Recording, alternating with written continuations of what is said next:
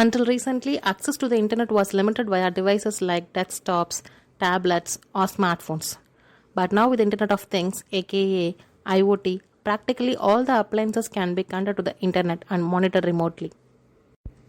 It is a system of interconnected devices that transfer and exchange data over the wireless network without any human intervention. The things in Internet of Things could be the AC, doorbell, thermostats, smoke detectors, water heaters, security alarms, and more. IoT devices are connected to the network with the help of gateways. These gateways or processing nodes process the information collected from the sensors and transfer it to the cloud, which act as both a storage and processing unit.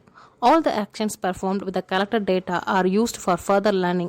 So, this was IoT in short. Keep learning.